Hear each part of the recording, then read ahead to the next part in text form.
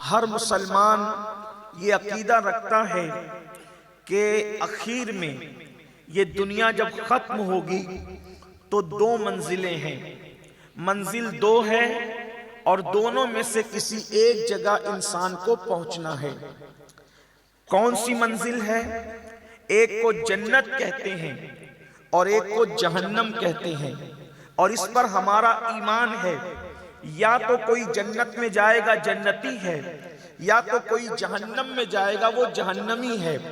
اور آج جس آیہ کریمہ کی میں نے تلاوت کی ہے، سچے رب کا وعدہ ہے، اگر جنتی بننا ہے، بلکہ اگر آج اس محفل کا عنوان منتخب کیا جائے تو ہم یہ کہہ سکتے ہیں کہ آؤ جنتی بنیں۔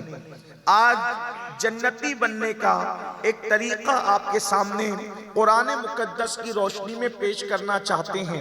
بہت سستا سودا ہے اور بڑا عظیم سودا ہے، آئیں جنتی بنیں۔ جنتی بننے کا طریقہ کیا ہے؟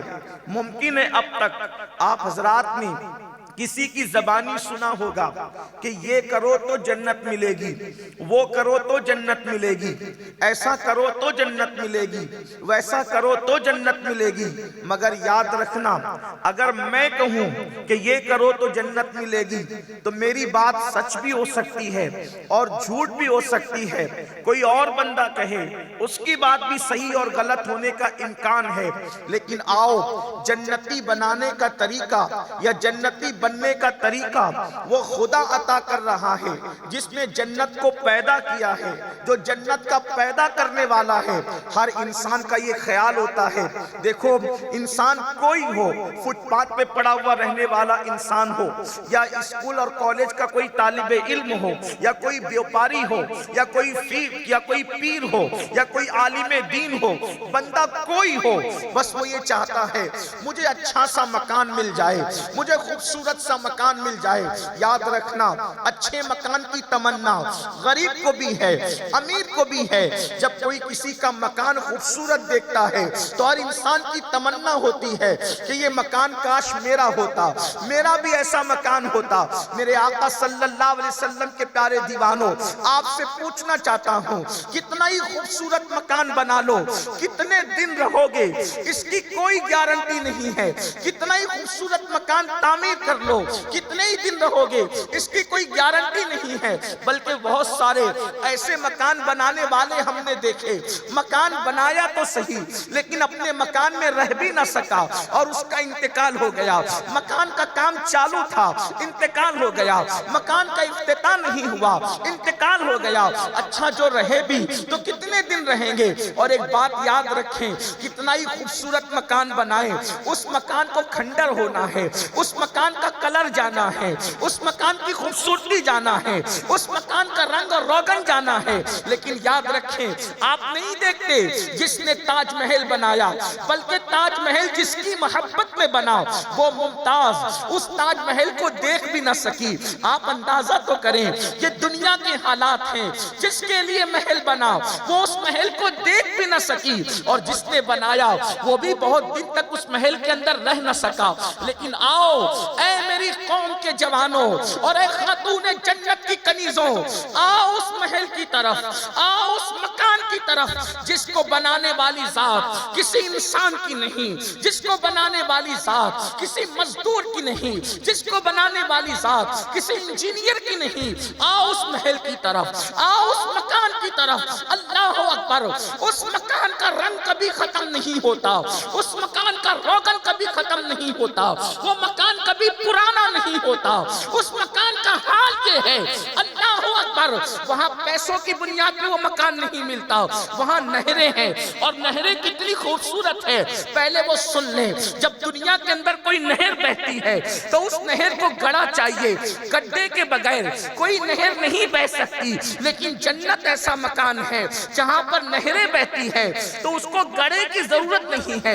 ایک طرف زعفران ہے، ایک طرف مشک ہے، اس کے آس پاس کے جو سنگریزے ہیں، اللہ اکبر! کوئی ہیرا ہے، کوئی زبرجد ہے، کوئی یاقوت ہے، اللہ اکبر، زبرجد کا وہاں کنارہ ہے، ہیروں کا وہاں کنارہ ہے، یاقوت کا وہاں کنارہ ہے، زعفران پھیلی ہوئی ہے، مشک بکھرا ہوا ہے، اللہ اکبر، وہاں حوریں ہیں، اور حوروں کے حسن کا عالم یہ ہے، حوروں کے جمال کا عالم یہ ہے، اللہ اکبر، اگر وہ اپنا کنگن دنیا کے اندر لہرا دے تو اس کی چمک کی وجہ سے سارے انسان مرد، سارے انسان اندھے ہو جائیں، نابینا ہو جائیں، اس کی چمک کا یہ عالم ہے، اس کی خوبصورتی کا یہ عالم ہے۔ اور پھر یاد رکھنا اللہ اکبر، وہاں تو پھل بھی ہیں، وہاں تو پھول بھی ہیں، وہاں کھانے پینے کی چیزیں بھی ہیں، لیکن سب سے بڑی چیز جس کو جنت کہتے ہیں وہاں رسول اللہ کا دیدار بھی ہے، اپنے نبی کی زیارت بھی ہے، اللہ کا دیدار بھی ہے، جنت میں خدا کا دیدار ہوگا۔ صحابہ نے پوچھا یا رسول اللہ ہم اپنے اللہ کو کیسے دیکھیں گے؟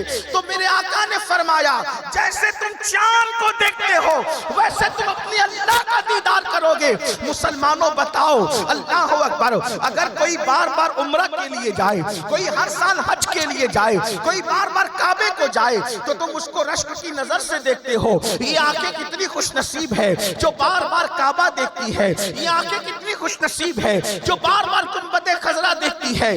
ارے نادان انسان جو گنبد خضرا اور کعبہ دیکھے، اللہ اکبر، ہم اس پہ رشک کرتے ہیں، مگر سوچ تو صحیح جب انسان خدا کا دیدار کرے گا ان آنکھوں کے تقدس کا عالم کیا ہوگا، جو نبی کا دیدار کرے گی ان آنکھوں کی خوبصورتی کا عالم کیا ہوگا۔ اور جب جب انسان اللہ کا دیدار کرے گا اس کا حسن بڑھتا ہی چلا جائے گا، اس کا جمال بڑھتا ہی چلا جائے گا۔ اور پھر کیسے دیدار ہوگا؟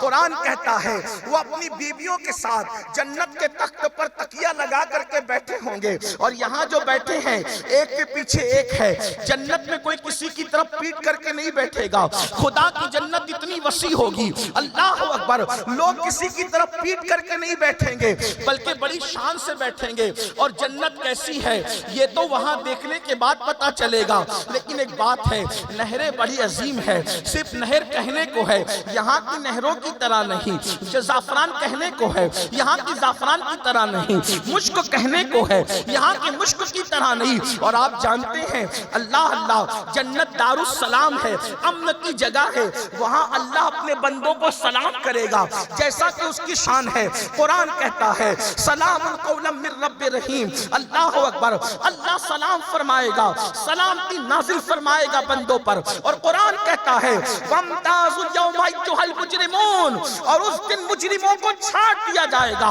اللہ اللہ، یہاں امیر اور غریبوں کو چھانٹا جاتا ہے، یہاں کالے اور گورے کو چھانٹا جاتا ہے، یہاں ادنا اور اعلیٰ کو چھانٹا جاتا ہے، لیکن وہاں کالے گورے کی وجہ سے نہیں، امیر و غریب کی وجہ سے نہیں، اونچ نیچ کی وجہ سے نہیں، بلکہ وہاں مجرموں کو چھانٹا جائے گا۔ مجرم چاہے کروڑ پتی ہو چاہے غریب ہو وہاں سے چھانٹ دیے جائیں گے۔ وہاں تو نیکوں کا حال ہوگا، وہاں تو نیکوں کو عزت ہوگی، وہاں تو تقوی والوں کو عزت ہوگی۔ اب بتاؤ جنت جیسا محل نہیں، جنت جیسا ٹھکانہ نہیں، جنت عزت کا ٹھکانہ ہے، لیکن اللہ سے پوچھے مولا یہ جنت ملے گی کیسے؟ دنیا کا مکان چاہیے تو رات دن محنت کرو، دنیا کا مکان چاہیے تو مال کماؤ، دنیا کا مکان چاہیے کوششیں کرو، دنیا کا مکان چاہیے بڑی محنت و تگ و دو کرو، لیکن جنت جو ٹھکانہ ہے وہ ملنا ہے۔ اور ایک بات یاد رکھنا، جنت چند لمحوں کے لیے نہیں ملے گی، جنت چند سالوں کے لیے نہیں ملے گی، جنت چند ساعتوں کے لیے نہیں ملے گی۔ جو ایک مرتبہ جنت میں جائے گا جنت اس کو ہمیشہ کے لیے ملے گی، خالدین فیہا ابدا فرمایا، یعنی کہ ہمیشہ ہمیشہ رہیں گے، عبدالآباد رہیں گے۔ اور جو جنت میں چلا جائے اس کو موت بھی نہیں آئے گی۔ آپ کہیں گے جنت کیسی ہے؟ میں کہوں گا میں نے دیکھا نہیں، لیکن اتنا جانتا ہوں حضرت ادریس علیہ السلام جیسا پیغمبر، دیکھو نبی حسن پر قربان نہیں ہوتے، نبی نعمتوں پہ قربان نہیں ہوتے، بڑے بے نفس شان والے ہوتے ہیں، مگر سن لو حضرت ادریس جیسا نبی جنت میں گئے تو جنت اتنی عظیم اور اچھی لگی کہ حضرت ادریس نے کہا اب میں واپس پلٹ کر کے نہیں جاؤں گا، اب میں واپس پلٹ کر نہیں جاؤں گا۔ بتاؤ جنت کتنی خوبصورت چیز ہے کہ نبی بھی جاتے ہیں تو پلٹ کر کے واپس نہیں آتے، یہ بات ہے جنت میں۔ مگر ایک بات مجھ سے اور سن لو، اللہ اکبر، آدم جنت سے آئے لیکن ظاہری حیات میں پھر واپس نہیں گئے، اور ادریس جنت میں گئے مگر واپس نہیں آئے۔ یہ اپنے نبی کی شان ہے، اس لیے کہ اللہ اکبر، میرے نبی کا حسن جنت سے بڑھ کر ہے۔ ارے جنت کا رنگ روغن کیا ہے؟ بچا جو تلووں کا ان کے دھون، بچا جو تلووں کا ان کے دھون، بنا وہ جنت کا رنگ روغن، جنت کا رنگ روغن ان کے تلووں سے بچتا ہے۔ آدم آئے گئے نہیں، ادریس گئے آئے نہیں، یہ اپنے نبی ہے جو جاتے بھی ہیں اور آتے بھی۔ نعرہ تکبیر، نعرہ رسالت، جو جاتے بھی ہیں اور آتے بھی ہیں، بلکہ جنت تو نیچے رہ جاتی ہے، وہ جنت کے اوپر جاتے ہیں۔ ثم دنا فتدلا فکان قاب قوسین او ادنی۔ امام کہتے ہیں قصر دنا تک کس کی رسائی؟ جاتے یہ ہیں آتے یہ ہیں، جاتے یہ ہیں آتے یہ ہیں، جاتے یہ ہیں آتے یہ ہیں۔ اللہ اکبر، یہ شان ہے۔ لیکن جو جنت میں جائے گا پھر اس کو کبھی موت نہیں آئے گی، جو جنت میں جائے گا وہ کبھی بیمار نہیں پڑے گا، جو جنت میں جائے گا اس کو کبھی ٹینشن نہیں ہوگا، جو جنت میں جائے گا اس کو کبھی دکھ نہیں ہوگا، جو جنت میں جائے گا اس کو کبھی بڑھاپا نہیں آئے گا، جو جنت میں جائے گا وہ خوشی میں رہے گا۔ بلکہ یہاں تک کہا گیا جنت میں دوپہر کا ٹائم نہیں ہوگا، یعنی چلچلاتی دھوپ نہیں ہوگی۔ اکثر بزرگوں نے فرمایا اکثر صبح صادق کے وقت جو ٹائم تمہیں نظر آتا ہے جنت میں ایسا خوبصورت ٹائم ہوگا۔ بتاؤ صبح صادق کا ٹائم مریض کو بھی اچھا لگتا ہے، صبح صادق کا ٹائم تندرست کو بھی اچھا لگتا ہے، صبح صادق کا ٹائم سب کو اچھا لگتا ہے۔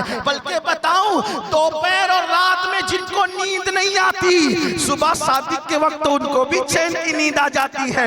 ایسا ٹائم ہوگا جنت کے اندر، وہ صبح کا ٹائم۔ لیکن جنت ملے گی کس کو؟ اب آئیے، اگر کوئی لیڈر کی بات ہوتی اتنے یقین سے نہیں کہتا، اگر کسی مولوی صاحب کی صرف بات ہوتی اتنے یقین سے نہیں کہتا، کہ اگر کسی پیر صاحب کی بات ہوتی اتنے یقین سے نہیں کہتا، لیکن بات اس کی ہے، کلام اس کا ہے، جس کی شان ہے ان اللہ لا یخلف المیعاد۔ اللہ اپنا وعدہ کبھی جھوٹا نہیں کرتا، اللہ کا وعدہ سچا ہے، وہ جھوٹا وعدہ نہیں کرتا۔ اب بتاؤ جنت میں کون جائے گا؟ ایک ہی طریقہ بتایا، بہت آسان طریقہ ہے۔